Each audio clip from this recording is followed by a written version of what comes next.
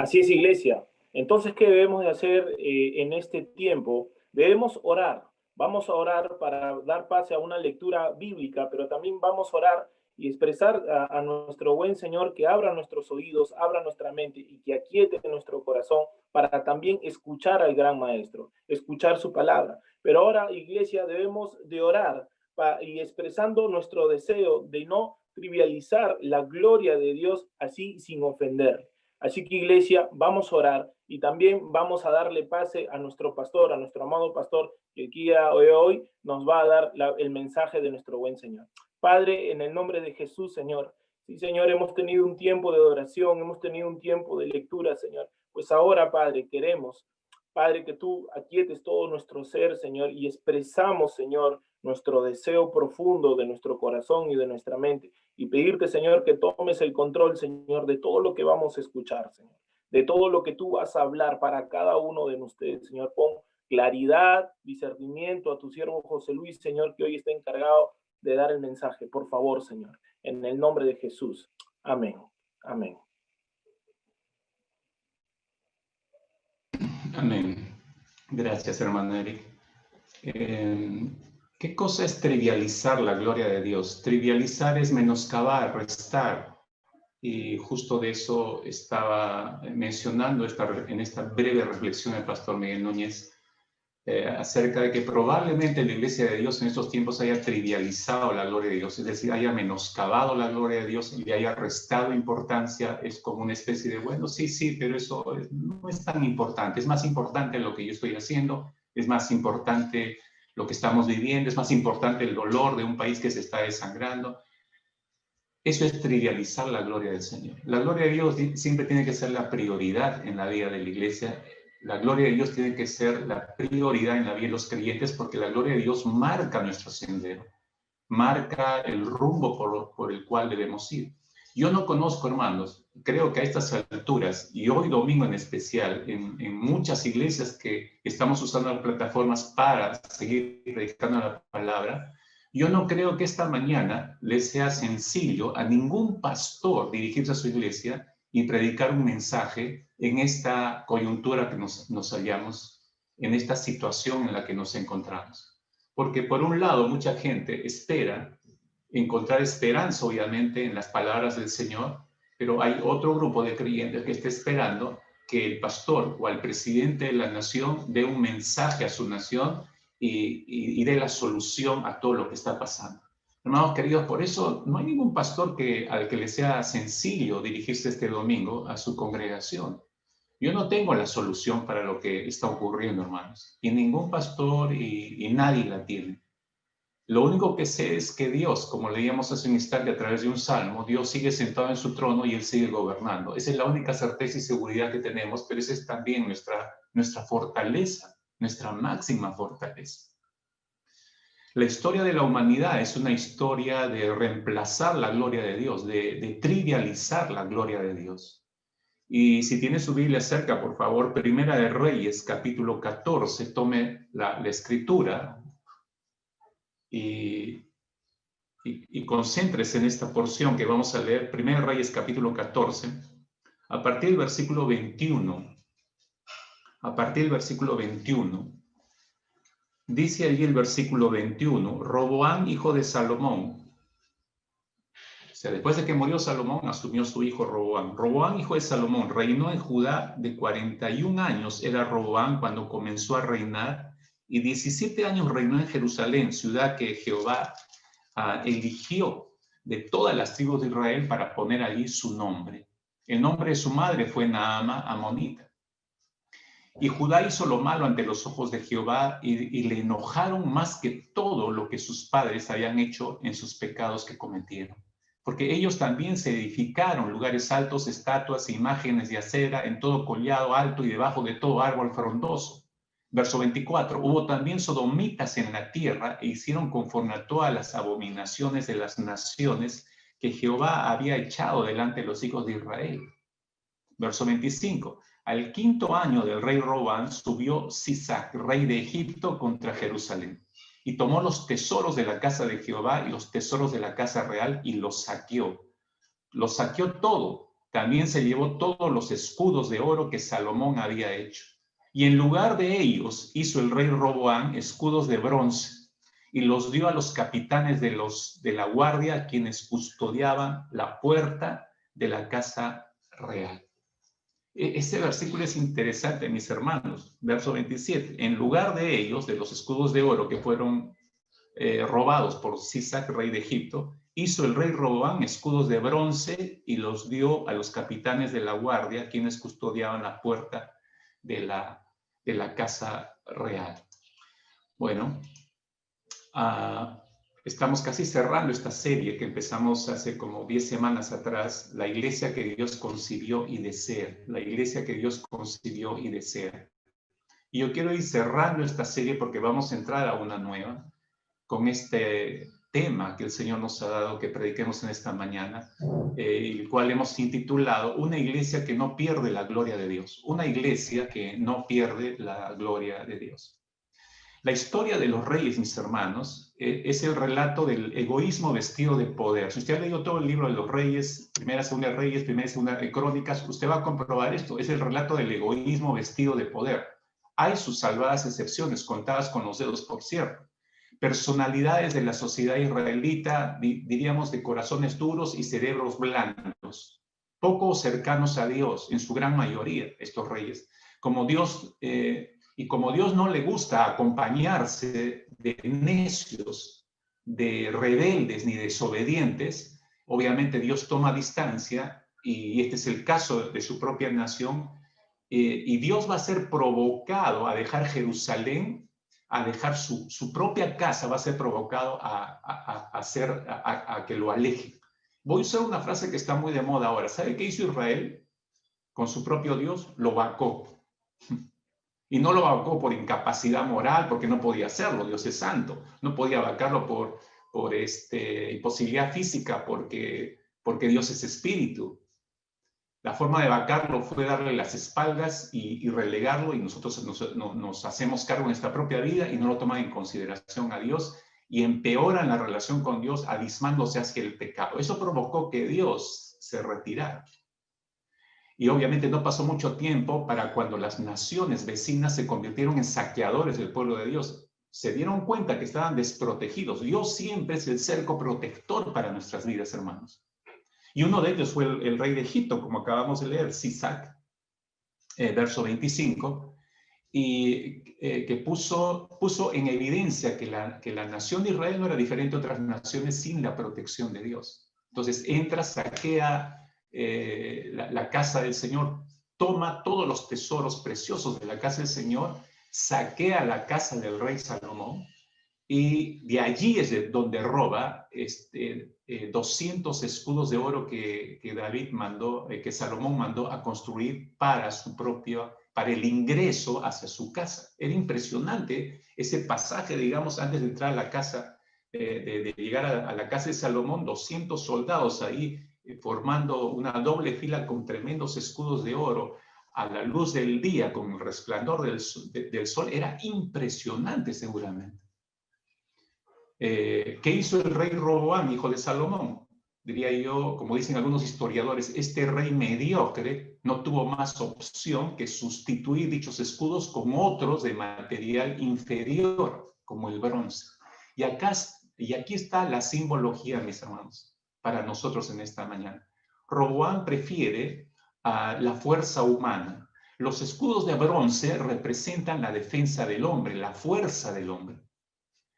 Roboam prefirió regresar a autodefenderse, la defensa del hombre, en lugar de la defensa de Dios. Y la defensa de Dios está representada por los escudos de oro. Es patético, mis hermanos, tratar de defenderse cuando Dios nos ha dejado. Hermanos, yo quiero que comprendamos muy bien esto. La gloria de Dios es lo que más debemos asegurarnos sobre nuestras vidas, sobre la vida de nuestras familias, sobre la iglesia, sobre una nación. Cuando Dios deja una nación, deja una iglesia, deja a una persona, quedamos totalmente desprotegidos. Cada siglo, cada tiempo en la humanidad ha tenido su periodo de sustitución de escudos de oro por de bronce. Entonces empiezan a surgir hombres que cambian periódicamente la fe en Cristo por la superación personal, por el endiosamiento del yo, y entonces los escudos de oro son cambiados por escudos de bronce. Eso significa, tú puedes confiar en ti mismo, tú puedes hacer las cosas como mejor te parezca a ti, no necesitas de Dios. Eso es cambiar los escudos de oro por los de bronce. Obviamente se ven muy bien en tu casa, en tu vida, los escudos de bronce bien colgados, bien pulidos, pero no son originales. No es lo que necesitamos. La vida sigue hacia adelante, obviamente con escudos de bronce, aparentemente nada ha cambiado, las personas medianamente viven felices porque sus sentidos han sido engañados por algo que se parece al oro, pero no es oro. ¿Por qué Roboam escogió el bronce? Porque se dice que el bronce, muy bien pulido, brilla igual que el oro. Aparte que es un material más maleable. El oro no, el oro hay que trabajarlo mucho más, demanda mayor trabajo. Obviamente, relacionarse con Dios demanda trabajo. Es más fácil vivir sin Dios. Es más fácil decirse cristiano y hacer cualquier cosa, hablar cualquier tontería, nada que edifique, usar nuestra boca para maldecir y no para bendecir. Eso es más fácil, hermanos. Y podemos acomodarnos a una vida de escudos de bronce, porque sabemos que los escudos de oro demandan mayor trabajo sobre nuestras vidas. Tan insuficientes son para nosotros los escudos de bronce, porque usted se da cuenta cuando la enfermedad incurable aparece o la deuda financiera sitia su hogar o su vida, los escudos de bronce de la propia fuerza humana son demasiado frágiles. Usted ya debe haberlo comprobado. Cuando la familia se resquebraja, cuando la infidelidad asoma su cabeza sobre su matrimonio, cuando los embarazos de adolescentes quiebran la vida de tus hijos o de tus hijas, cuando las mentiras, las enemistades entre los hermanos rompen la armonía dentro de tu hogar, entonces los escudos de bronce, las defensas humanas son insuficientes. Somos tan débiles como un recién nacido. Lo peor de todo, mis hermanos, es que intentamos, esa es la necedad del ser humano, seguimos intentando, fabricando otros escudos en vez de regresar a los escudos originales, en vez de ir a Dios y reconocer, ok, yo he permitido que se roben tus escudos, Señor, asumo la responsabilidad, pero regreso a ti en tu gracia y tu misericordia, tú restaurarás eso. En vez de hacer eso, reemplazamos la gloria de Dios y nos engañamos a nosotros mismos que estamos viviendo bajo esa gloria cuando esa cobertura no está. Pedimos consejo a los hombres, pedimos crédito a los bancos, pedimos un diagnóstico a los médicos, y aunque son, en cierta manera, pueden ser de bendición para la vida de los creyentes, pero, hermanos míos, siguen siendo escudos de bronce. Siguen siendo escudos de bronce. Por algo Dios se presenta a sí mismo como nuestro escudo. ¿Recuerdas lo que le dijo a Abraham? Y voy a citar Génesis capítulo 15, versículo 1. Yo soy tu escudo, le dijo a Abraham. Dios pudo escoger cualquier otra figura, pero escogió esta. Él dijo, yo soy tu escudo. Y él sigue repitiendo para nosotros, yo soy tu escudo. Esta práctica que tuvo Roboam, que acabamos de leer en las Escrituras, ha dejado huella en el tiempo y en la humanidad, mis hermanos. Eso de reemplazar escudos de oro por escudos de bronce refleja una actitud muy humana hasta el día de hoy. ¿Cuál es esa actitud? El desligamiento de Dios. Hasta el día de hoy, el ser humano que no ha desarrollado una relación de comunión íntima con Dios, me refiero, la tendencia del ser humano siempre será fabricarse una religión que lo acerque a Dios. Eso es un escudo de bronce. Reemplazará una relación verdadera con el Dios vivo con una burda imitación de bronce que aparentemente da un brillo a sus días, a su vida, pero que no satisface el alma y menos el espíritu. Esta es nuestra triste historia humana, mis hermanos, una historia de reemplazos de la gloria de Dios. Recordemos, y permítanme traer en esta mañana 3 cronologías a su mente, 3 cronologías. A través de ellas, mi deseo es que tú puedas descubrir que esta actitud de reemplazar la gloria de Dios no empezó con el rey Roboam, curiosamente, empezó mucho antes en la historia. Luego, cuando te des cuenta dónde empezó, caerás en la cuenta de que la semilla que sembró Adán y Eva, porque hasta ahí tenemos que retroceder, empieza a dar su fruto a lo largo de la historia humana hasta nuestros días. Seguimos levantando esa cosecha. Hermanos míos, si no aprendemos a discernir esto, seguiremos cosechando lo que sembramos. Mire cómo estamos como nación. Estamos cosechando lo que sembramos. ¿Y qué sembramos? Esta nación reemplazó la gloria de Dios por dioses paganos. ¿Que no se acuerdan los presidentes que se bañaban en las guaringas dedicando al país, a los apus? Adrede cambiaron los escudos de oro de Dios por los escudos de bronce. Y yo no sé si nuestra nación, quizás desde un punto, esta nación fue vendida a dioses paganos por presidentes despistados, ignorantes de las escrituras, no sé cómo describirlos. Cada uno de ellos dará cuenta a Dios en su momento. Si no aprendemos de esto, mis hermanos, vamos a seguir cosechando lo que sembramos. Entonces, 3 cronologías que espero que no solo le bendiga su vida, lo oriente, y nosotros sepamos por qué rumbo ir, mis hermanos. No nos equivoquemos de rumbo, no por todo lo que ha planteado en estos últimos tiempos la sociedad, todo lo que dice que debemos hacer para que recuperemos democracia, recuperemos gobierno, tenemos que hacer todos como corderos salir. Salgo usted a tocar su cacerola y no entiendo por qué lo hago, pero salgo a tocar y a quitar el sueño a medio mundo hasta medianoche. Esa es la solución, es seguir el sinsentido. Tenemos que concentrarnos, mis hermanos, en estos tiempos. Es crucial que podamos entender qué quiere Dios en nosotros. Y eso ya está por escrito. La misión de la iglesia está ya descrita, hermanos. Primer cronología que quiero traer a su mente rápidamente. La cronología de la rebeldía humana, le llamo. La vista esta delante de usted les va a ayudar a comprender esta cronología. De arriba hacia abajo. De arriba hacia abajo. Y voy a saltar en la historia, obviamente. La siguiente, por favor. Desde Adán, voy a empezar Adán, Génesis capítulo 3. Ustedes saben, era un hombre privilegiado con su esposa Eva. Se encontraban con la gloria de Dios, la tenían cerca, dialogaban con la gloria de Dios. Pero sin embargo, ellos reemplazaron la gloria de Dios, la columna de la izquierda en rojo, reemplazaron la gloria de Dios por su propia autogloria. ¿Se acuerdan? Satanás, Génesis capítulo 3, le dijo, si comen del árbol que el Señor les ha prohibido, entonces seréis como Dios. Los incentivó a cambiar, a reemplazar la gloria de Dios por su propia gloria, autogloria, por eso le llaman. Usted avanza en la historia, la generación de Noé, recuerda, empieza a construir el arca. Más de 100 años, Noé llamó al arrepentimiento. ¿Quién le escuchó? El arrepentimiento es regresar a colocar la gloria de Dios en la cabeza de nuestras vidas. Esa generación se rió, se burló del arca que estaba construyendo, y esa generación prefirió cambiar la gloria de Dios, reemplazarla por su propia autogloria. Usted ya sabe dónde terminó toda esa generación, bajo las aguas, muerta. Usted avanza en la historia, encuentra la generación de Babel, los de Babel, ¿se recuerdan? Donde Dios los dispersó porque levantaron esta gran torre que quería llegar hasta la cúspide del cielo. Y esa es la figura de anhelar, o fue el fruto del pensamiento que siempre tuvo Lucero, ¿no?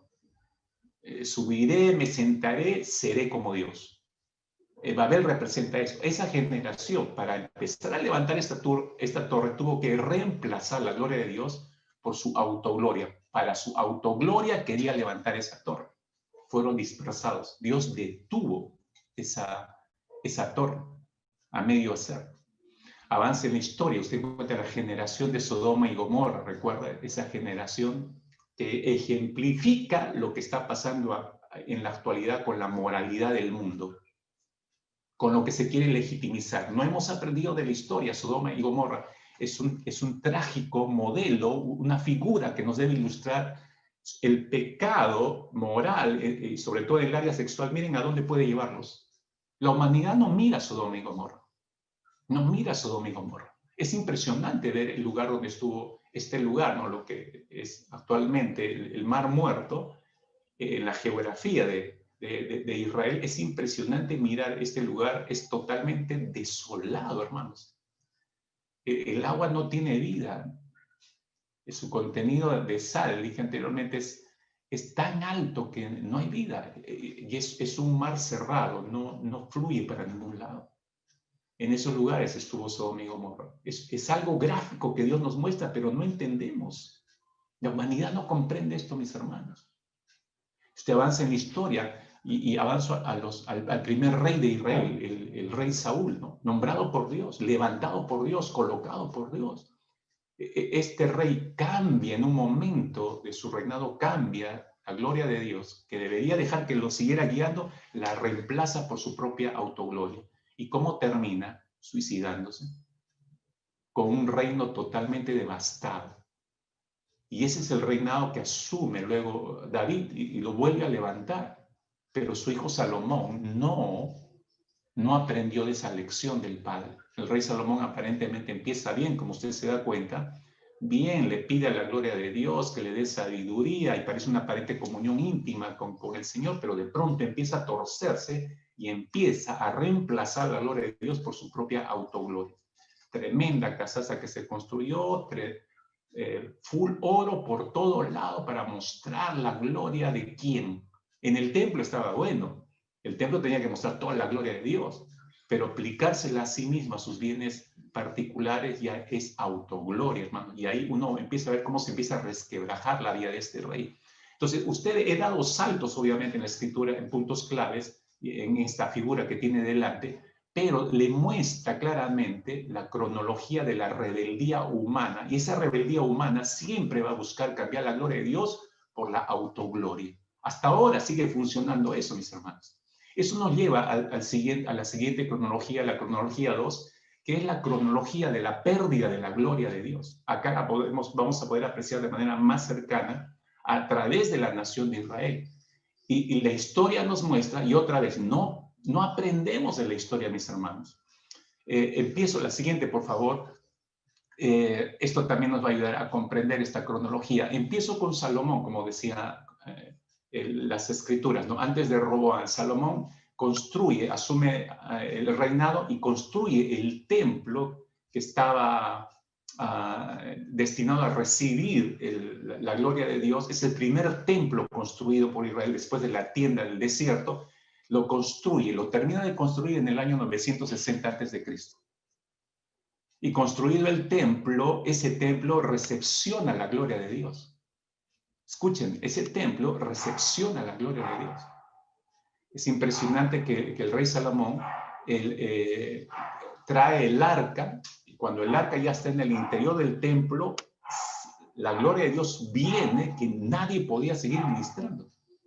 Todo se tuvo que detener, la gloria de Dios lo hizo todo.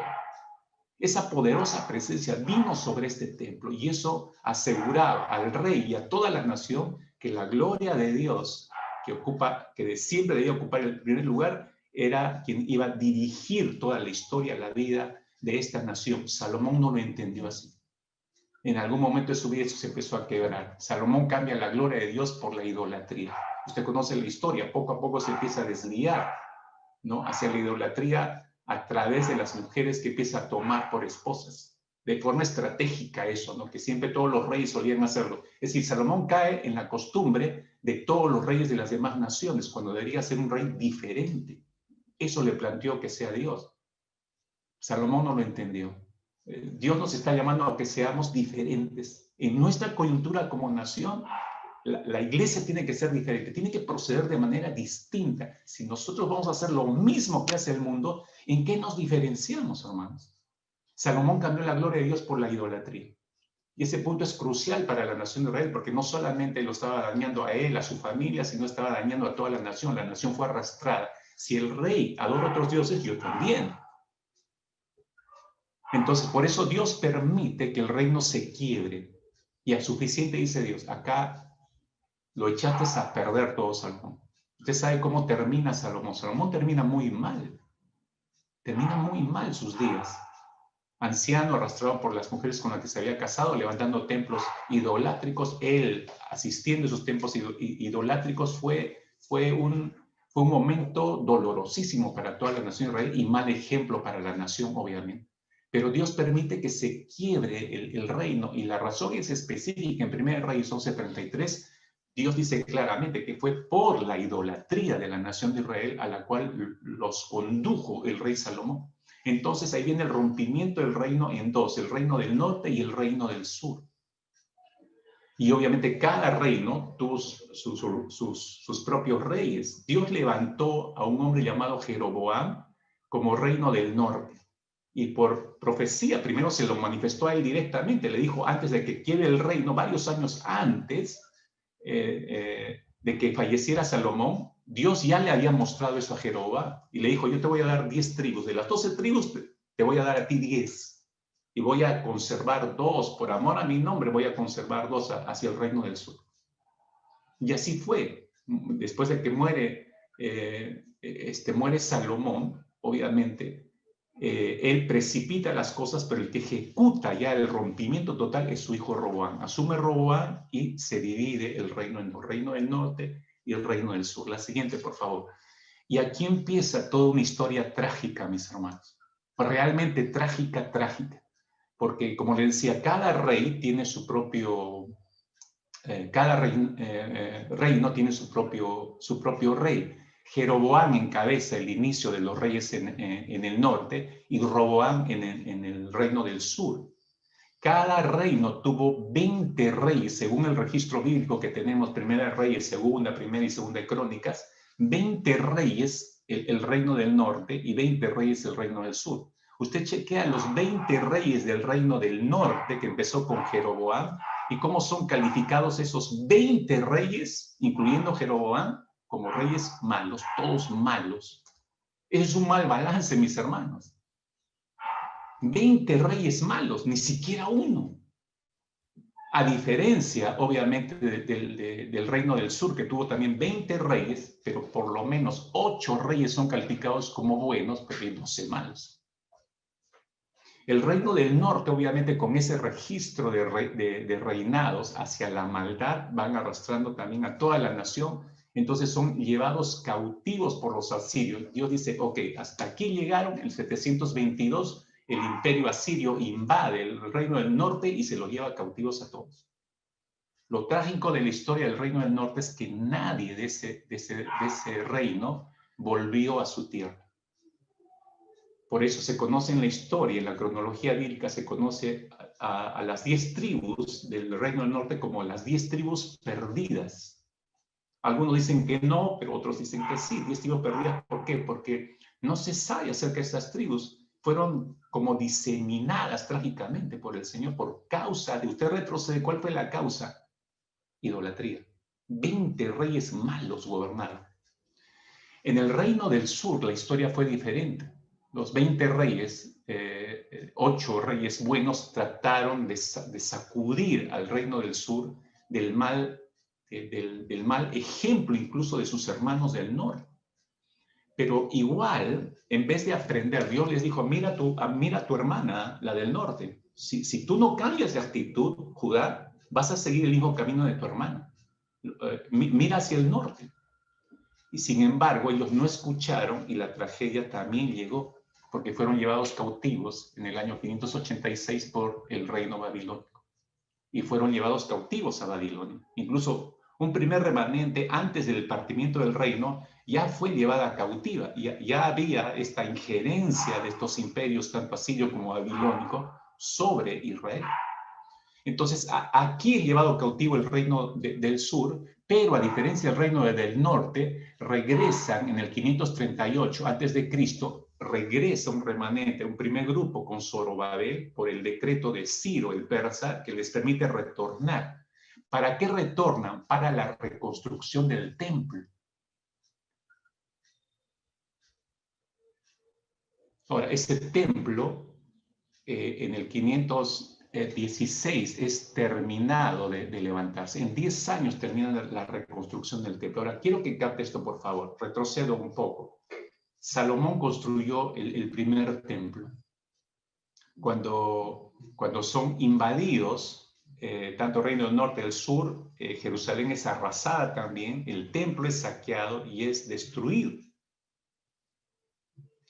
Este remanente del reino del sur que regresa con Zorobabel se dirige en la tarea específica de la reconstrucción del templo.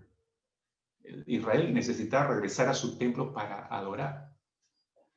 Recuerda que todo esto, toda esta tragedia, Dios la permite, pero es por resultado de la idolatría de estos dos reinos, de su propia nación. Ahora, lo que quiero es que capten lo siguiente. Acá hay una clave interesante para estudiar esta tragedia de la pérdida de la gloria de Dios. El reino del sur, como decía, debió aprender la lección que dejó el reino del norte cuando fue llevado cautivo por el imperio asirio. Los del reino del sur sabían claramente el estado de idolatría en la que habían caído los del norte y sabían cómo sus reyes, 20 reyes, no hicieron mucho por salir de esa idolatría, más bien la abismaron más. En vez de buscar al Señor y humillarse, toda esa historia del norte la conocía perfectamente los del sur. Pero el reino del sur vieron ese proceso de deterioro de sus hermanos del norte y que perdieron la gloria de Dios, obviamente, y sin embargo siguieron por ese mismo camino. Siguieron por ese mismo camino.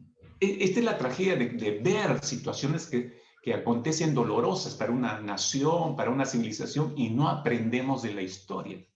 136 años después de que el reino del norte fue llevado cautivo, el reinado del sur fue llevado cautivo por los babilonios. 136 años después. Yo imagino gente ahí, no, eso no nos va a pasar, pasaron 20 años, no nos va a pasar, lo que les ha ocurrido a los del norte no nos va a pasar, lo que nos ha ocurrido a nosotros no nos va a pasar, no nos va a pasar, no nos va a pasar. Aún en eso, en la historia, yo quiero abro un paréntesis para decirte lo siguiente. Dios sigue diciendo lo mismo. Mira tus hermanos del norte. Y cuando digo el norte, hablo de Estados Unidos, Canadá. Esas dos grandes naciones que en un tiempo fueron de bendición para toda América Latina. La mayoría de misioneros vinieron desde ahí para bendecirnos. Pero ahora, ¿cómo están esas naciones? Los más altos índices de ateísmo o de agnosticismo están en Canadá y en Estados Unidos. Dios diciendo, mira a tu hermana del norte, mira lo que le ocurrió, mira hasta qué punto ha llegado. Aprende para que tú no ocurra lo mismo contigo. Y no estamos aprendiendo eso, mis hermanos de este lado del sur. Dios le mostró al profeta Ezequiel lo que estaba ocurriendo en Jerusalén. Fíjate. Antes del partimiento del reinado, fueron llevados, todo un grupo de cautivos de Israel fueron llevados a Babilonia. Entre estos cautivos que fueron a Babilonia estaba el profeta Ezequiel. Y Ezequiel terminó viviendo en Babilonia. Y Dios le muestra, fíjate, Ezequiel estaba en la cautividad, pero toma la vida de este profeta para mostrarle lo que estaba ocurriendo en Jerusalén. Y cómo Jerusalén está corrompiéndose cada vez más en la idolatría, y que por esa razón y por esa causa Dios va a terminar desterrándolos de su tierra y van a terminar cautivos. Pero eso se lo mostró Ezequiel en la cautividad, en la distancia de Jerusalén. No estaba Ezequiel en Jerusalén. ¿Dónde encontramos esta descripción que Dios le muestra a Ezequiel? En su libro de Ezequiel, capítulo 8, 9, 10 y 11. 4 capítulos que son claves, mis hermanos. Claves para comprender la dimensión del pecado de Judá y por ende la pérdida de la gloria de Dios, y aleccionadores para la iglesia el día de hoy. Así se pierde la gloria de Dios, mis hermanos. Estos capítulos nos describen, de Ezequiel capítulo 8 al 11, nos describen el progresivo retiro de la gloria de Dios del templo de la ciudad de Jerusalén, producto de los terribles pecados de idolatría que se hallaban. No solo la nación, empezaba por los líderes espirituales y luego se arrastraba hacia la nación. Fíjese, si usted tiene su Biblia, Ezequiel capítulo 8, dice el verso 1, en el 6º año, en el mes sexto, a los 5 días del mes, aconteció que estaba yo sentado en mi casa, dice Ezequiel. Está en la cautividad. Y los ancianos de Judá estaban sentados delante de mí. Un grupo de ancianos vinieron, no se sabe, vinieron a buscar un consejo, a preguntarle algo, a orar, no se sabe, pero estaban ahí un grupo de ancianos delante de mí, dice, y allí se posó sobre mí la mano de Jehová el Señor. En ese instante entra en un éxtasis y Dios por visiones, miren cómo lo toma, ¿no? Verso 2, miré y aquí una figura que parecía de hombre, desde sus lomos para abajo fuego y desde sus lomos para arriba parecía resplandor, el aspecto de bronce refulgente. Y aquella figura extendió la mano y me tomó por las huedejas de mi cabeza, por los cabellos lo tomó. Y el Espíritu me alzó entre el cielo y la tierra y me llevó en visiones de Dios a Jerusalén, a la entrada de la puerta de dentro que mira hacia el norte, donde estaba la habitación de la imagen del celo, la que provoca a celos. Y he aquí, allí estaba la gloria de Dios de Israel, como la visión que yo había visto en el campo. Y le dice el Señor, verso 5, hijo de hombre, alza ahora tus ojos hacia el lado del norte. Y alcé mis ojos hacia el norte, y aquí el norte, junto a la puerta del altar, aquella imagen del celo en la entrada. Le empieza a mostrar imágenes idolátricas a las cuales está adorando Jerusalén. Ahora, lo increíble de lo que Dios le empieza a mostrar a través de visiones, lo lleva a las profundidades a lo que nadie puede ver, hermanos. Dice el versículo 7, y me llevó a la entrada del atrio y miré aquí en la pared un agujero, a la entrada del atrio. ¿De cuál atrio? Del templo. O sea, no lo lleva a un rincón, qué sé yo, a los barracones del Callao. Mira estos pecadores, mira cómo están pecando en la idolatría. No, Dios lo lleva al templo y le dice, mire Ezequiel, vas a ver cómo mis propios sacerdotes se han desviado tanto hacia la idolatría y no quieren que yo esté ofendido. Miren la descripción, hermanos.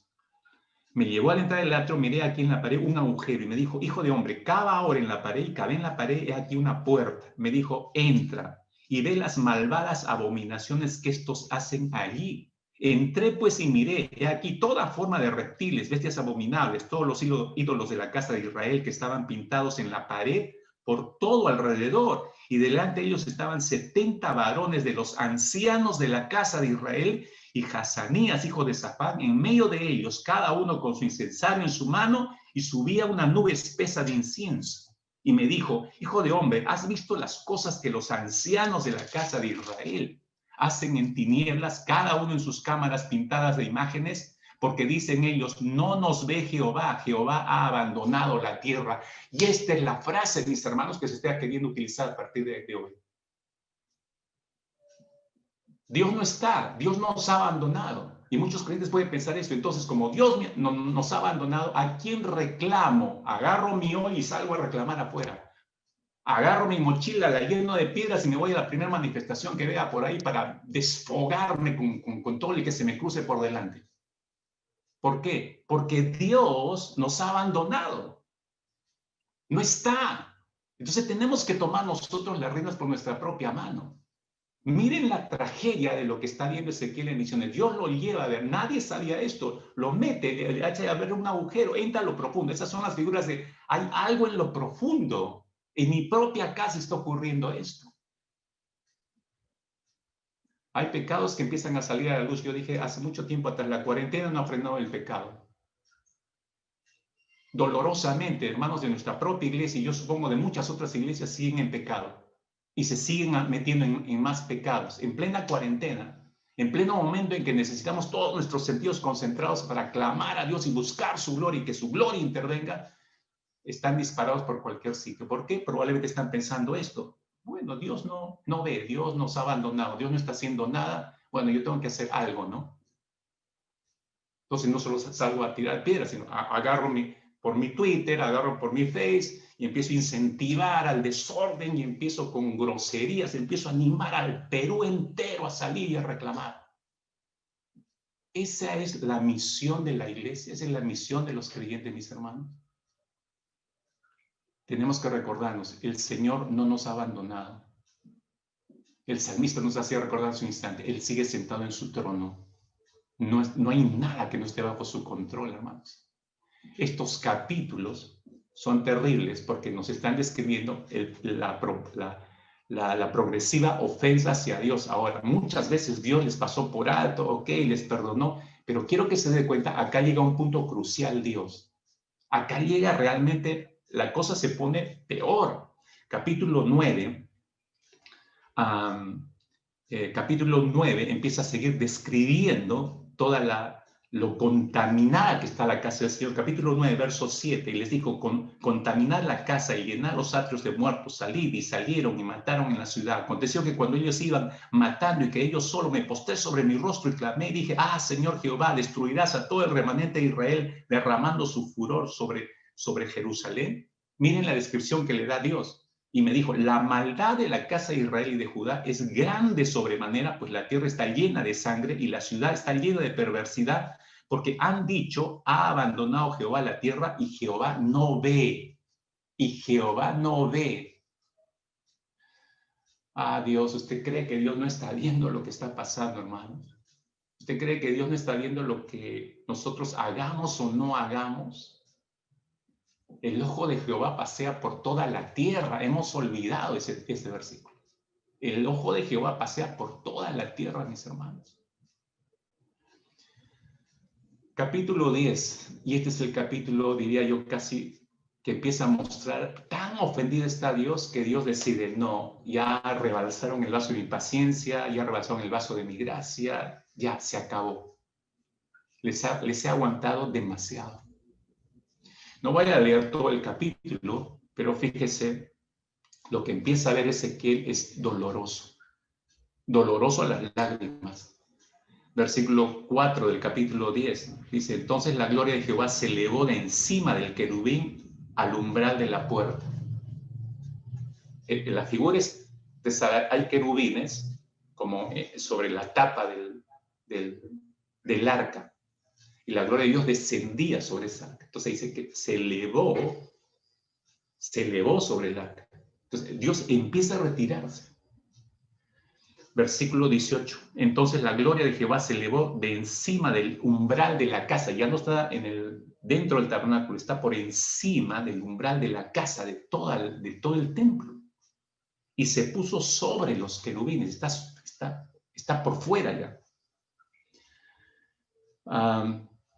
Verso 19, y alzaron los querubines sus alas, se levantaron de la tierra delante de mis ojos. Cuando ellos salieron, también las ruedas se alzaron al lado de ellos, se pararon a la entrada de la puerta oriental de la casa de Jehová, y la gloria de Dios de Israel estaba por encima sobre ellos. Si usted lee completo, todo usted se va a dar cuenta que es una retirada progresiva. Empieza a elevarse el Señor, se levanta por el tabernáculo, se levanta por encima del templo, empieza a retirarse. La culminación de ese retiro, usted la nota en el capítulo 11, versículo 23. Ezequiel está viendo todo esto, dice, y la gloria de Jehová se elevó de en medio de la ciudad. Ya dejó el templo, ahora está dejando la ciudad. Ya dejó el templo, está dejando la ciudad. Se elevó de en medio de la ciudad y se puso sobre el monte que está al oriente de la ciudad. Ese es el monte de los Olivos. Se dice que la gloria de Dios hizo lo que todos los peregrinos hacían. Cuando los peregrinos visitaban Jerusalén y se retiraban, salían por ese lado y salían por el monte de los Olivos. Entonces, cuando estaban sobre el monte de los Olivos, usted tiene una vista panorámica de todo Jerusalén. Entonces, se detenía el peregrino, volteaba y miraba nostálgicamente a toda la ciudad, y en una oración elevada, si Dios le permitiría regresar a ver la gloria de Jerusalén, y luego proseguían camino. La gloria de Dios se detiene ahí cual peregrino vacado, recuerde, Israel lo vacó, dándole las espaldas. Entonces Dios se está retirando y voltea y da un vistazo final. Hermanos míos, este versículo 23 es dolorosísimo, porque los siguientes 600 años hacia adelante, la gloria de Dios no estuvo presente en el templo de los judíos. La gloria de Dios se retiró. ¿Está comprendiendo eso? Eso fue trágico para la nación. La gloria de Dios vuelve a aparecer cuando Jesús es llevado al templo, niño, por sus padres. Cuando entra al templo, la gloria de Dios regresa, vuelve a entrar al templo que él mismo abandonó.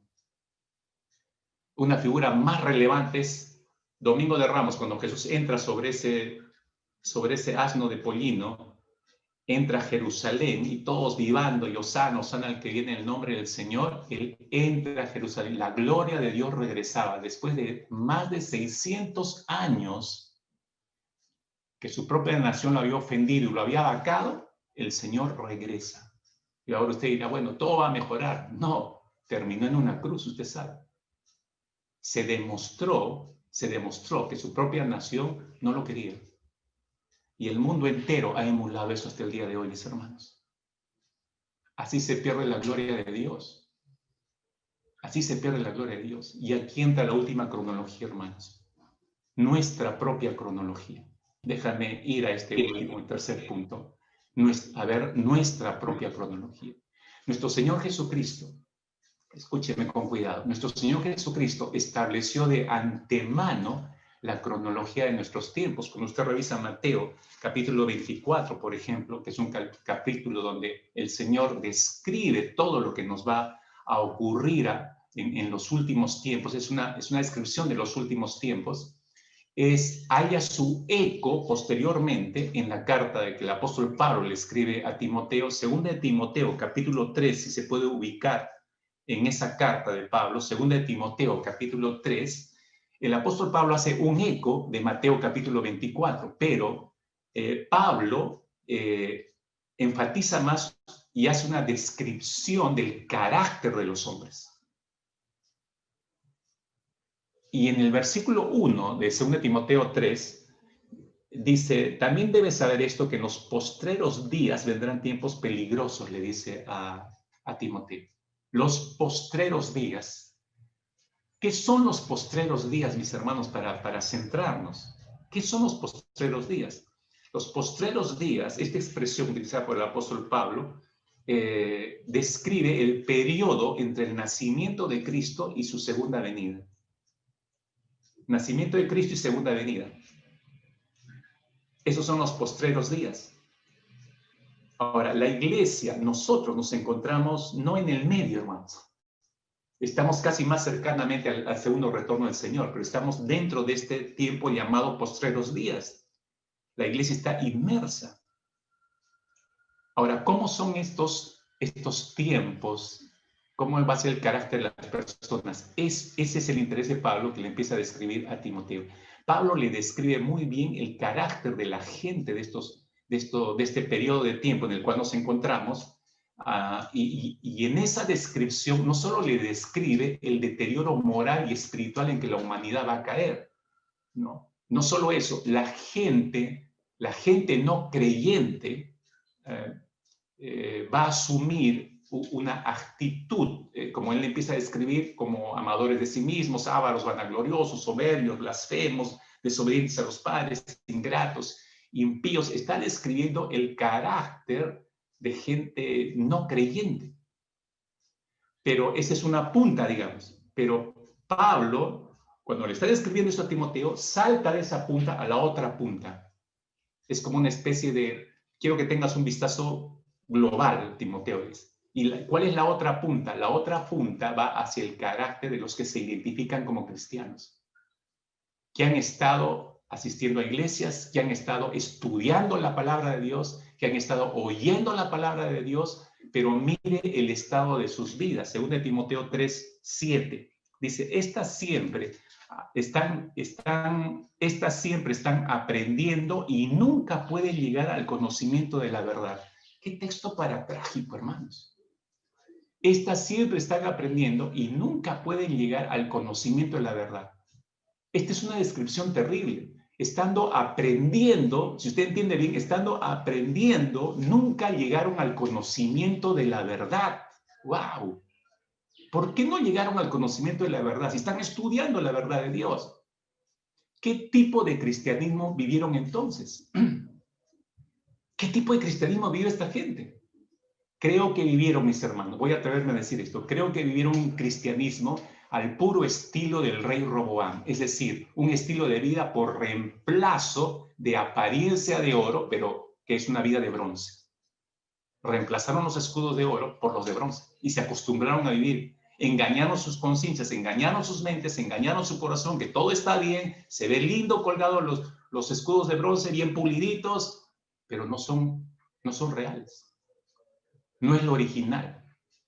Déjame explicarte estas dos puntas.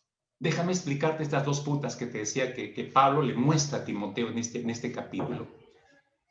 Déjame mostrarte esta primera punta, la del deterioro moral y espiritual del mundo. Según de Timoteo 3, versículo 1 estoy. El deterioro moral y espiritual del mundo. Es una lista larga, no pretendo presentarla toda. Aquí permíteme escoger algunas descripciones, algunas características para describirte, para que veas que es cierto cómo este mundo se ha deteriorado hace mucho tiempo atrás moral y espiritualmente. Versículo 1 que leíamos, también debes saber esto, que en los postreros días vendrán tiempos peligrosos, porque habrá hombres amadores de sí mismos. Miren cómo empiezan estas características. Hombres amadores de sí mismos. Eso significa que para llegar a amarse a sí mismos, piensa un momento conmigo, para llegarse a amar a sí mismos han tenido que dejar de amar a Dios. Lógico. Para amarse demasiado a sí mismos hay que dejar de amar a Dios. Y al dejarlo de amar progresivamente, hermanos, cuando dejas de amar, vas olvidando. Y es lo que ocurrió. Fueron olvidando. Dejaron de amar al Señor y lo fueron olvidando. Hasta que su mente les dice, no existe. Hasta que su mente les dice, ya no existe. O sea, lo dejas de amar, ya no lo amas nomás, estás ocupando más en ti y de pronto tu mente te dice, ya no existe. Entonces la persona se declara atea. O algunos lo más, digamos, más temerosos, bueno, agnóstica por lo menos. No se puede comprobar la existencia de Dios y no, el hombre no puede relacionarse con este Dios. Agnósticos, ¿no? Yo le decía hace un instante, usted sabe, el porcentaje de ateísmo en Europa, Estados Unidos, el norte, Canadá, ha aumentado terriblemente en la última década, hermanos míos. Terriblemente. La posición de Estados Unidos no es la posición de aquel país que enviaba misioneros y que bendecía a muchas naciones. No, ya no es Estados Unidos, menos Canadá, menos Europa. Si hablamos de países como Inglaterra, que fue de gran bendición para el continente latinoamericano. Ayer estaba leyendo, las iglesias anglicanas en Inglaterra acaban de emitir no un documento, sino un texto, un libro, de casi 500 páginas, creo, sobre la sexualidad del ser humano y su fe. La sexualidad del ser humano y su fe.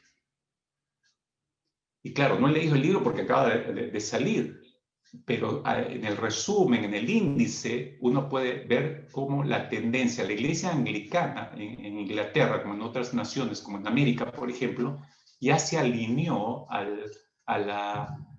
y le dio cabida a la diversidad de género. Ya habla un lenguaje más conciliador con los grupos LGTB, y ha fundado iglesias inclusivas. Entonces, este libro para educación, dicen los cristianos, podría ser un libro peligroso, porque si ese libro empieza a enseñar la conciliación con el pecado, no tenemos nada que ver con ese tipo de enseñanza, mis hermanos. Pero para que se dé cuenta por dónde va el pensamiento del mundo hoy en día, está en un deterioro moral. Igual lo que le enseñó Dios al profeta Ezequiel cuando lo hace entrar al templo, es el liderazgo espiritual el que está mal. Ahora, no solamente eso, dice versículo 2, dice vanagloriosos soberbios, vanagloriosos soberbios. Otra característica que muestra el deterioro moral y espiritual del mundo. La soberbia, escúchame, porque sé que conoce usted la historia, la soberbia de Nabucodonosor cuando se levantó aquella tremenda imagen, ¿se acuerda? Y demandó que se adorase esa imagen, se sigue emulando ese ejemplo en nuestros días actualmente. Y por gobernantes en las naciones incluso. Deje de ponerle 2, 3 ejemplos para que usted vea cómo está eso de torcido. El ya fallecido expresidente venezolano Hugo Chávez, ¿no? Recuerda lo que dijo y fue públicamente, y todo el mundo se escandalizó por lo que dijo este hombre en uno de sus discursos populares, ¿no? En medio de todos los medios de comunicación. Recordemos, él dijo estas frases, junto 3 frases en una. Él dijo, si la naturaleza, refiriéndose a todos los embates que estaba sufriendo Venezuela como otras naciones, si la naturaleza se opone, lucharemos contra ella, haremos que nos obedezca. Dígame si eso no es una expresión de soberbia. No tenemos poder para gobernar la naturaleza tiene una cabeza, y ese es Dios, el que está sentado en el trono. Él siguió agregando en otra oportunidad, condeno, mire, esto fue terrible, dijo, condeno desde el fondo de mis vísceras al Estado de Israel. Maldito seas, Estado de Israel. Y terminó agregando, El Dios de Venezuela, lo dijo claramente, el Dios de Venezuela es la revolución bolivariana. Escúchenme, solo 21 meses después este hombre estaba muerto, fulminado por un cáncer. A Dios le tomó solamente 21 meses terminarlo. No solo por las barbaridades que dijo, que creyó y que estaba arrastrando a toda una nación. Pero esas expresiones muestran la vanagloria y la soberbia. Un político brasileño de nombre Tancredo Neves, ganó las elecciones de su país en Brasil en el año de 1985. Cuando él ganó, él declaró esto con sus propias palabras. Él dijo, ni siquiera Dios me va a poder arrebatar la presidencia. Mira, ni siquiera Dios me va a poder arrebatar la presidencia. Este Tancredo Neves, que ganó las elecciones de 1985 en Brasil, nunca pudo asumir su cargo porque meses después una infección lo mató. Juicio de Dios, saque sus propias conclusiones. Pero esa expresión que ni siquiera Dios me va a arrebatar la presidencia, dígame si no es una expresión de vanagloria y soberbia. Y eso muestra el estado del pensamiento, del corazón del ser humano hoy en día, que cree que puede enfrentarse a Dios así como así. Miren nada más al expresidente Donald Trump, Estados Unidos, tempranamente. Estábamos compartiendo con mi esposa, bueno, ella me estaba comentando y luego yo lo leí en uno de sus discursos ya en la parte final de las elecciones, pero no sé si lo aconsejaron o él tomó una decisión tan disparada que muchas de las cosas que dice, y él dijo que había hablado con Dios. No sé si usted leyó o vio esto. Textualmente dijo, ¿no? Él habló con Dios y dice Trump, yo le dije a Dios, ¿acaso no hice un gran trabajo, Dios? Soy el único que podría hacerlo. Eso es soberbia, hermanos. Entonces Trump dice que Dios le respondió, y esto fue lo que Dios le respondió. Eso no deberías haberlo dicho. Ahora tendrás que volverlo a hacer nuevamente. Entonces Trump le responde a Dios y le dice, ok, Dios, en eso estoy de acuerdo contigo, me enganchaste, pero yo lo hice una vez y lo voy a volver a hacer de nuevo. Hermanos, esas son expresiones de soberbia, abierta soberbia. A este hombre, por las orejas le sale la soberbia, ¿no? El orgullo y la soberbia. Pero fíjese a dónde terminó. Obviamente Biden tampoco representa algo bueno para las demás naciones, ¿no? Y hay que prepararse para este embate de este nuevo presidente. Pero ahí tiene usted lo que dice el escritor, vanagloriosos y soberbios. En estos tiempos, tiempo de ver el carácter de la humanidad previo al retorno del Señor Jesucristo. Pero también agrega en el versículo 3, dice, aborrecedores de lo bueno.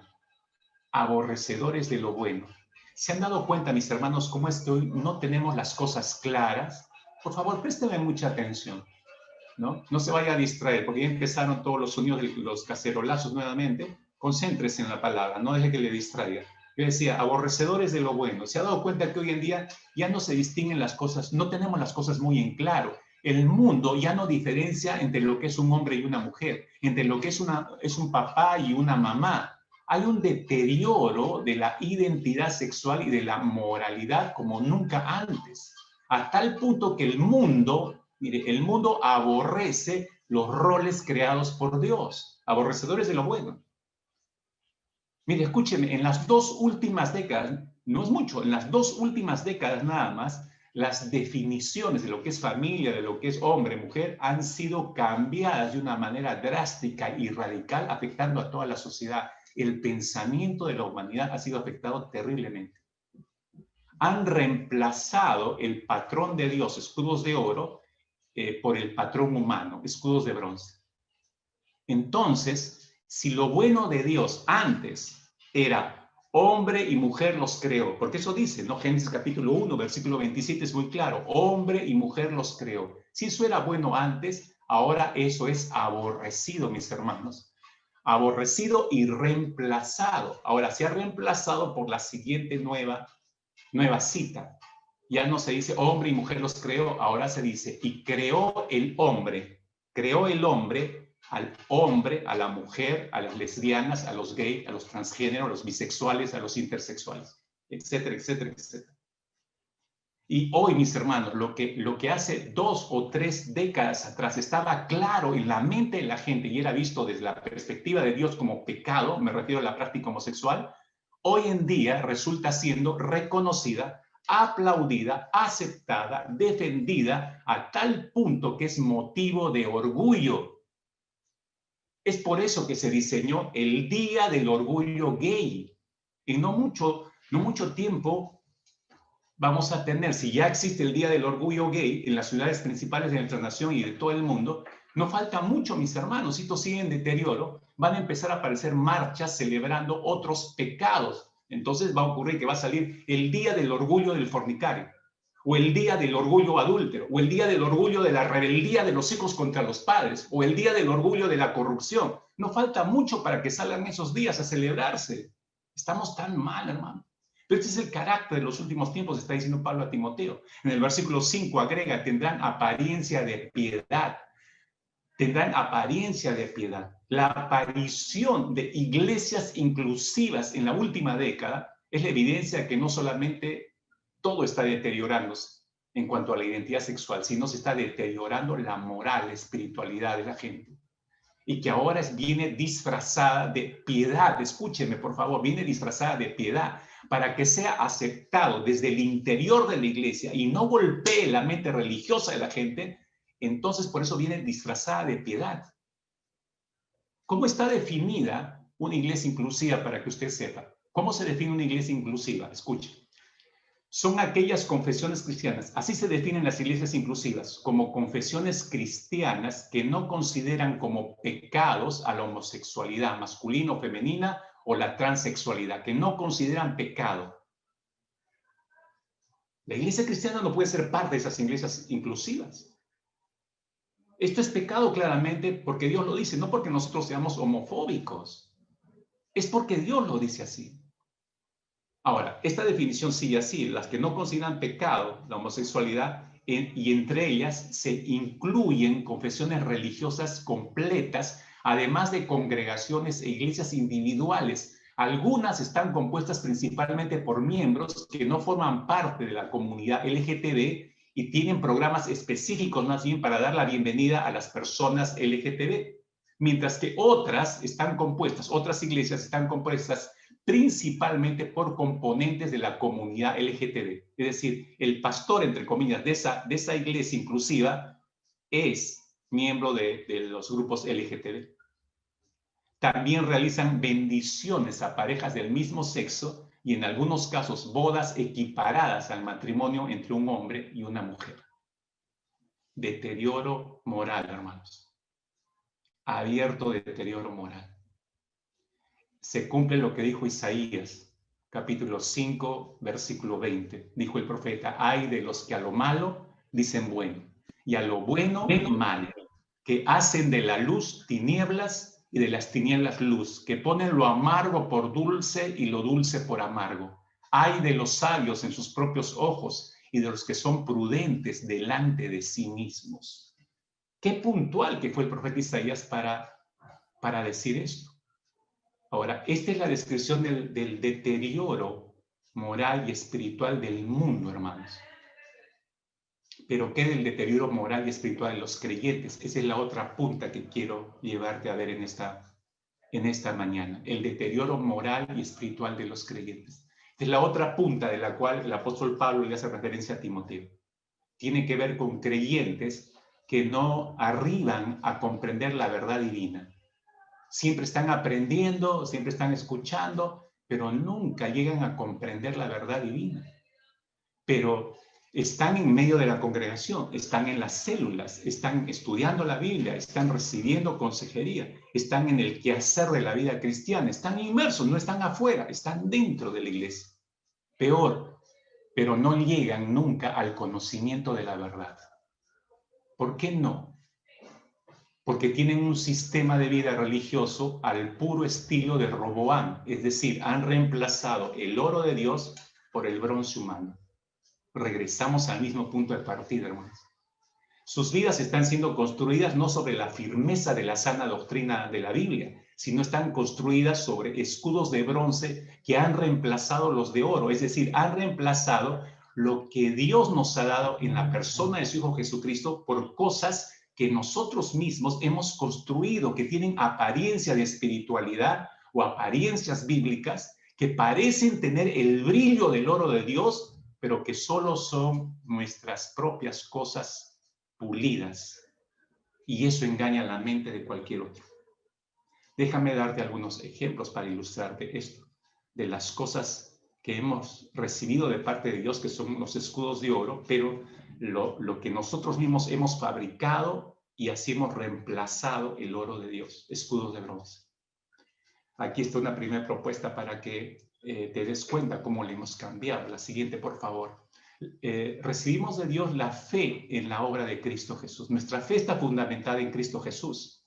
Efesios 2 es muy claro cuando dice el apóstol Pablo que Él os dio vida cuando estabais muertos en vuestros delitos y pecados, pero por gracia sois salvos por medio de la fe. Esto no de vosotros, pues es don de Dios, no por obras para que nadie se gloríe, ¿no? Y no solamente para salvación, yo decía, sino para sustento de vida continuo, porque la Escritura también dice que corramos con paciencia la carrera que tenemos por delante, dice el autor a los Hebreos, puesto los ojos en Jesús, el autor y consumador de la fe. La fe es para salvación, pero es para sostenimiento también de vida. Pero fíjense, nosotros, columna de la derecha, nosotros hemos reemplazado por nuestro propio escudo de bronce esa fe auténtica, fe en nosotros mismos. Fe en nosotros mismos. Usted ha oído, no sé si usted ha escuchado como yo estas expresiones terribles, ¿no? Oímos decir, ten fe en ti mismo. Ten fe en ti mismo. Eso no es bíblico. Tú puedes. En este tiempo mucho más, escuche esto. Tú puedes. O sea, ¿cómo que tú puedes? ¿Tú puedes sin Dios? Tú puedes. O esta famosa otra frase, de esta salimos todos juntos. O esta otra, vamos Perú. Hermanos míos, hemos reemplazado esta tremenda verdad que Jesús dijo a sus discípulos, Juan 15:5, separados de mí nada podéis hacer. Es nuestro escudo de bronce, la fe en nosotros mismos. Nosotros vamos a salir, nosotros no podemos, hermanos. Separados del Señor no podemos. Aquí hay un reemplazo. ¿Se da cuenta? Escudos de bronce por escudos de oro. Segunda cosa que recibimos del Señor que nos muestra la Escritura. Hemos recibido justificación en la obra de Cristo. Dios posibilita, mis hermanos, que seamos declarados justos a pesar de que hemos vivido a espaldas de Dios y que somos sus enemigos. Somos injustos por naturaleza, hermanos. Pero dice Romanos 5:1, justificados pues por la fe tenemos paz para con Dios por medio de nuestro Señor Jesucristo. Dios posibilita que seamos declarados justos en Cristo Jesús por medio de la fe en Él. Eso hemos recibido, justificación en la obra de Cristo. Pero nosotros los hemos fabricado, columna de derecha, nuestro propio escudo de bronce, justificación propia. ¿Sabe usted? El argumento del ser humano es, todos somos en el fondo buenos y por lo tanto justos. Eso dice la humanidad. Todos somos en el fondo buenos, no hay bueno nadie, hermanos. Y por lo tanto justos, no hay nadie justo. Mientras más obras buenas hagamos, dice la humanidad, Dios las va a considerar a nuestro favor. Hermanos, hemos reemplazado la verdad de Romanos 3:10-12. Dice, no hay justo ni aún uno, no hay quien haga lo bueno, no hay ni siquiera uno. Hemos reemplazado esa tremenda verdad. La justificación en Cristo Jesús la hemos reemplazado por el escudo de bronce de justificación propia. Nosotros nos justificamos a nosotros mismos. En tercer lugar, hemos recibido de Dios paz verdadera, mis hermanos. Y esa paz que solamente Dios puede dar. Nadie puede dar esa paz. Según Tesalonicenses 3:16 dice que el Señor de paz les conceda su paz. Solo Dios puede dar paz. La paz no se consigue por tratos humanos. Que el Señor de paz les conceda su paz siempre y en todas las circunstancias. El Señor sea con todos ustedes. Nosotros la hemos cambiado por nuestra paz pasajera. La paz que solo Dios puede dar ha sido reemplazada por la paz del mundo, una paz que más depende de nuestras emociones y de nuestro pretendido autocontrol. Por eso oímos recomendar para que tomes paz en un momento difícil, respira profundo y cuenta hasta 10. Así te vas a tranquilizar, así vas a tener paz. O saca afuera tu tensión, grita, pega las paredes, golpea una bolsa de arena o súmate a cualquiera de las marchas, quema un auto, patea 20 policías, apedrea a todo el que se mueva y vas a ver cómo después de tu catarsis vas a tener paz y tranquilidad. Ahora, imagínate con cualquiera de nosotros, ¿no? Sales, pateas a 20 policías, lanzas piedras por toda. Ay, regresas a tu casa. Ay, ahora sí, me siento muy bien. Ya tengo paz y tranquilidad. ¿Así se consigue la paz? Hemos olvidado el principio de Filipenses 4, 6 y 7. No se inquieten por nada, dice la Escritura. Más bien, en toda ocasión, con oración y ruego, presenten sus peticiones a Dios y denle gracias. Y la paz de Dios, que sobrepasa todo entendimiento, cuidará sus corazones y sus pensamientos en Cristo Jesús. Hemos recibido el escudo de oro de la palabra. Su palabra, mis hermanos. Según de Timoteo capítulo 3, versículo 16, dice que toda la escritura está inspirada por Dios, es útil para enseñar, para reprender, para corregir y educar en una vida de rectitud. Pero nosotros, nos creemos más sabios, hemos reemplazado por nuestro escudo de bronce con nuestras propias palabras y dichos. Si la palabra de Dios es lámpara a nuestros pies, mis hermanos, y lumbrera nuestro camino, hoy hemos reemplazado ese escudo de oro por nuestro propio escudo de bronce, nuestras propias frases escogidas, prefabricadas, ¿no? Mire, le pongo algunos ejemplos para que me comprenda por qué eso ocurre a los creyentes hoy en día, ¿no? Preferimos ver un documental sobre la vida de Jesús en History Channel, que por cierto tiene sus bemoles torcidos, nada bíblicos. Preferimos ver la vida de Jesús en una historia de History Channel en vez de estudiar los evangelios. Preferimos leer algún artículo colgado en internet de los muchos que hay sobre la vida secreta de Jesús y su matrimonio con María Magdalena y los hijos que tuvo con ella. Preferimos leer eso a estudiar inductivamente los evangelios y saber exactamente quién fue Jesús. Preferimos creer, hermanos míos, los dichos populares que se han hecho famosos entre los creyentes, disfrazados de autoridad bíblica, como por ejemplo, ayúdate que yo te ayudaré, dice la Biblia. ¿Dónde dice eso, mis hermanos? En ningún lugar de las Escrituras.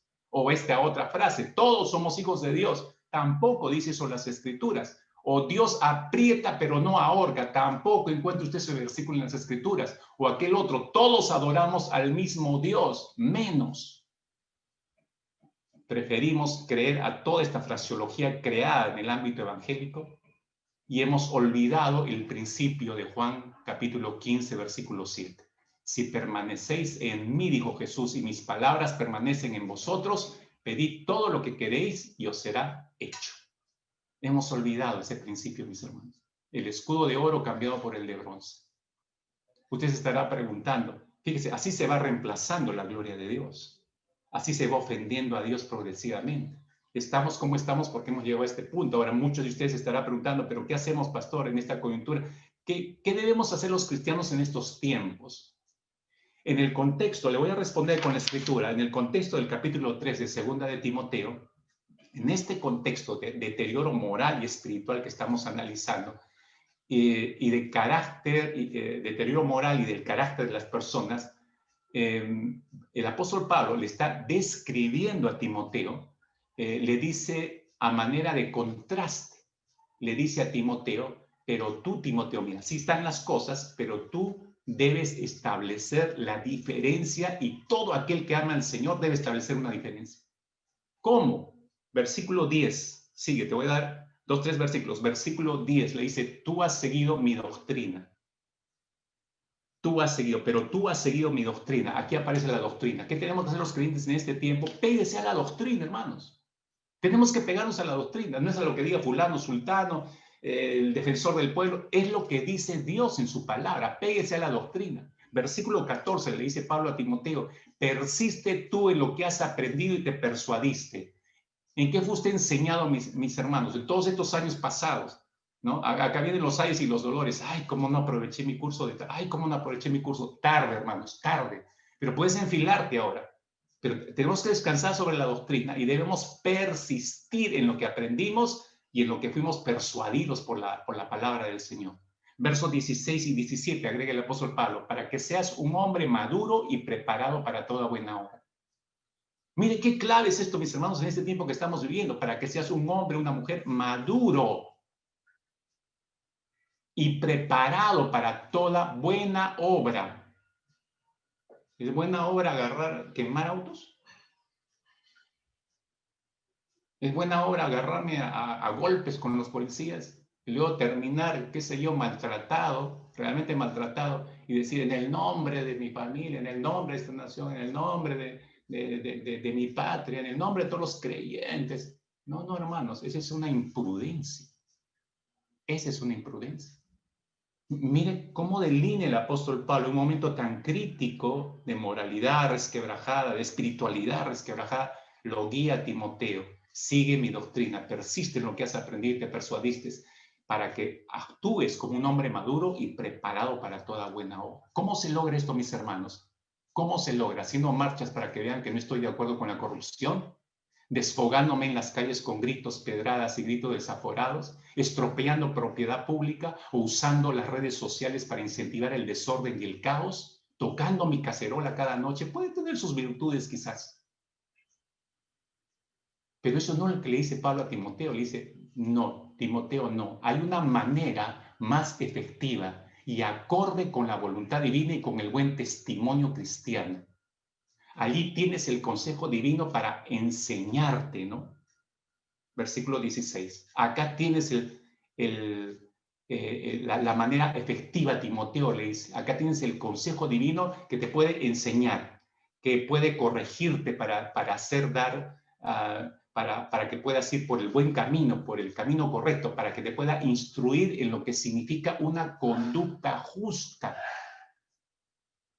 Entonces le dice Timoteo, madurarás y siempre estarás preparado para toda buena obra.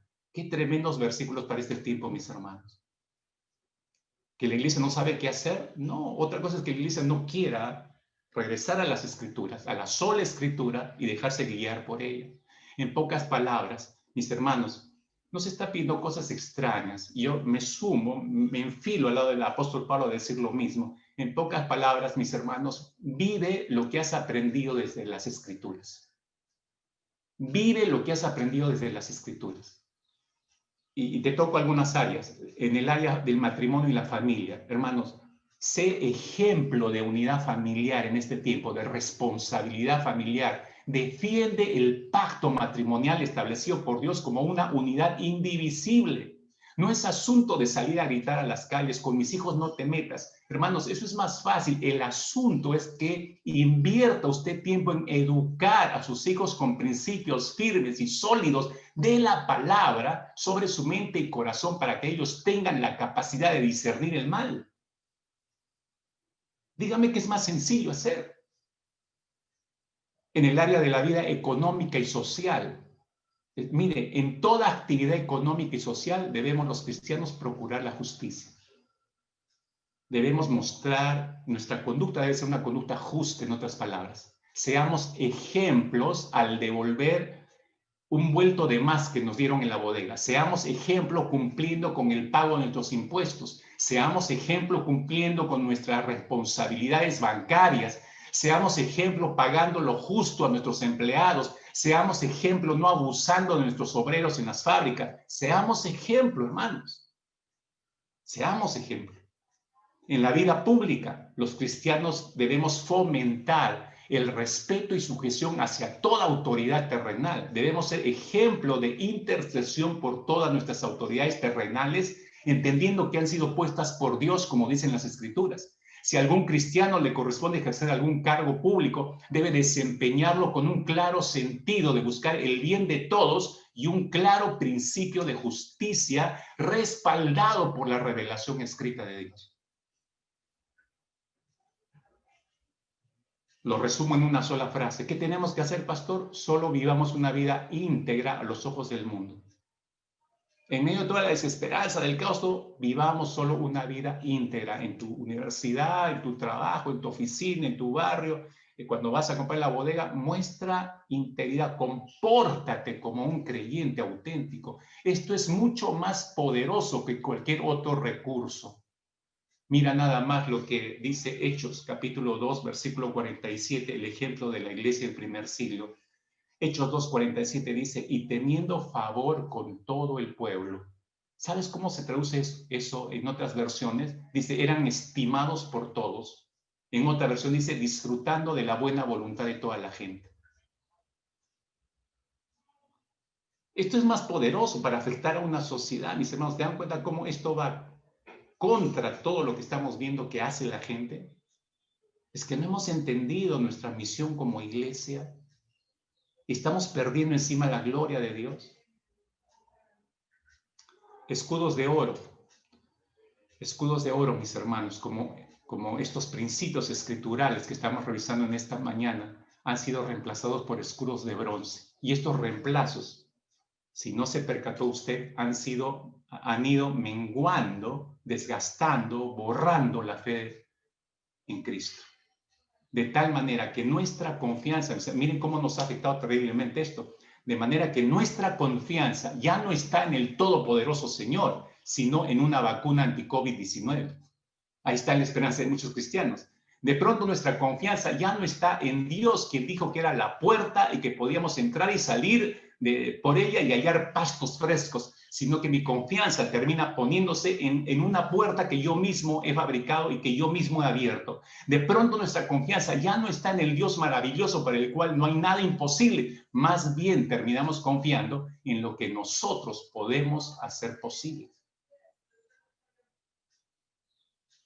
La realidad de Jehová Jireh, la siguiente vista nos va a ayudar a entender esto mejor. La realidad de Jehová Jireh, es decir, el Señor proveedor, queda borrada de nuestras mentes y de pronto yo empiezo a descansar en mi trabajo, es decir, mi nuevo Dios proveedor es mi trabajo y mi fuerza. La realidad de Jehová Sidneku, es decir, el Señor nuestra justicia, queda borrada de nuestras mentes y descansamos en el ojo por ojo y diente por diente, en nuestra propia justicia. Me golpearon, pues salgo a pedrear al que me golpeó.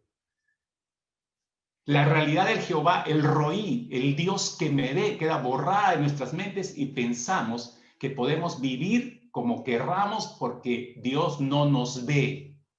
La realidad del Jehová Shalom, el Señor es mi paz, queda borrada de nuestras mentes y pensamos que el dinero que tengo en la billetera, en el banco, en la financiera, es quien me puede proveer de paz para mi familia. La realidad del yo soy, el que soy, el Dios que siempre está, el Dios que nunca llega retrasado, el Dios que nunca está ausente, ha sido borrada de nuestras mentes y sutilmente se ha deslizado el pensamiento de un Dios ausente, que no está cuando lo necesitamos, que no tiene el control de todo, que no puede atendernos a todos al mismo tiempo y por eso no recuerda todas las peticiones, las oraciones y las necesidades que hayamos elevado ante su trono. Hermanos míos, ¿cómo es que llegamos a estas conclusiones? Porque hemos perdido la gloria de la presencia de Dios, hemos reemplazado su gloria con vanos escudos de bronce. Qué propicio resulta ahora, mis hermanos, antes de terminar. Hace como 3 años atrás, un compositor centroamericano, Ricardo Rodríguez, compuso esta canción y sin saber que hoy día iba a resultar algo profético, diría yo, para regresarnos a la realidad de lo que acabo de expresar hace un instante, a regresarnos a ver al Jehová Jireh, al Jehová Sidneku, al Roí, al Shalom, al que yo soy, el que soy, volver nuevamente hacia Él y ver que en Él están todas nuestras posibilidades y todo lo que necesitamos y todas las soluciones están en Él. Es el gran yo soy de la eternidad, mis hermanos. Cuando la ciencia te dice que ya no hay solución a nada, cuando la ciencia te dice que no, ninguna de las vacunas va a dar resultado, cuando necesitamos un milagro, cuando las cosas imposibles pueden ser cambiadas, cuando volvemos a la fe en el Dios eterno y no olvidamos quién es Él, el Dios de lo inexplicable, aquel que abre puertas donde no hay, aquel que hace maravillas, aquel que tiene el control, aquel que se dice que es el maestro de lo imposible, por último, que cumple lo que dice y que nunca llega tarde, mis hermanos. Jamás llega tarde Dios. Nada de esto lo ha tomado desprevenido. Ahora más que nunca tenemos que regresar nuestra mente y corazón a este Dios. ¿Qué debe hacer el cristiano? Yo decía hace un instante en el Salmo 11, ¿qué ha de hacer el justo si si los fundamentos son quebrados. Dígame si no estamos sobre una sociedad, sobre un mundo con fundamentos quebrados. ¿Qué debe hacer el justo? Dice, ¿me vas a decir, le vas a decir a tu alma que escape, que huya? No, ahí está el Señor.